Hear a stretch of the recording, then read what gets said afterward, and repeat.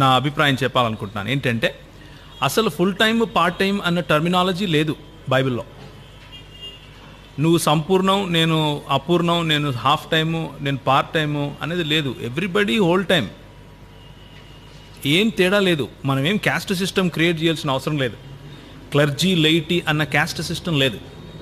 అది పాత నిబంధనలో లేవీయులకు ప్రభు ఇచ్చాడు. పాత నిబంధనలో ఒక మోడల్ మనకు ఉంది, లేవీయులు అన్నవాళ్ళు. కానీ లేవీయులు ఏం చేశారు? లోపలికి వెళ్ళి ఆలయంలో పని చేశారు.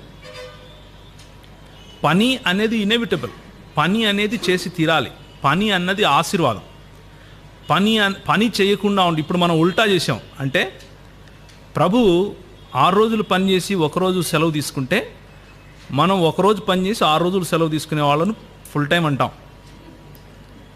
అది తప్పు. అది ఎక్కడా లేదు బైబిల్లో. ఒకరోజు వాక్యం చెప్పి 1 గంట, మిగిలిన రోజులు నేను ఇంట్లో కూర్చుంటాను అన్నదాన్ని మాత్రమే ఫుల్ టైం అనాలి అని అంటే, అలాంటి ఫుల్ టైంను ప్రభు ఏమంటాడు అంటే అదొక శాపం అంటాడు. పాత నిబంధన గ్రంథంలో పని చేయకుండా మంచం పట్టుకుని కూర్చునేవాడిని తీసుకెళ్ళి ఊరవతలేసి రాళ్ళతో కొట్టండి అని ఉంది. సో నేను చెప్పేది ఏంటంటే, నా ఉద్దేశం ఏమిటి అంటే, పని చేయటం ముఖ్యం. సంఘంలో పని చేస్తే అది సంఘ పని, బయట పని చేసినా ప్రభు పనే. సంఘంలో చేసినా బయట చేసినా ప్రభు పనే. మనము గవర్నమెంట్ వాళ్ళకు పని చేస్తుంటే కూడా మన ప్రభు ఎవరు? మన ప్రభువే. ఆ గవర్నమెంట్ను మన కోసం పెట్టింది కూడా ప్రభువే. మనం చూసే దృక్పథంలో మార్పు రావాలి.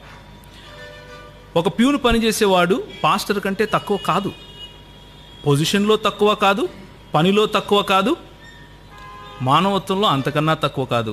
అంటే ఆయన ఇచ్చినటువంటి నేచర్, స్వభావంలో అంతకన్నా తక్కువ కాదు.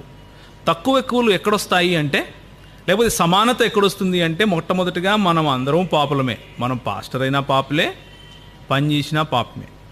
మనం అంటే పాపులమే, పడిపోయిన వాళ్ళమే.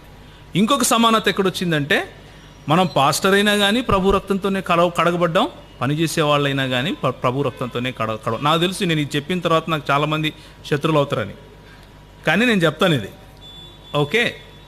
ఎందుకంటే నేను దాదాపు 6.5-7 సంవత్సరాలు సో కాల్డ్ ఫుల్ టైం అన్న ముసుగులోనే బతికాను. నేను మిషనరీగా వెళ్ళాను నా ఉత్తర భారతదేశానికి.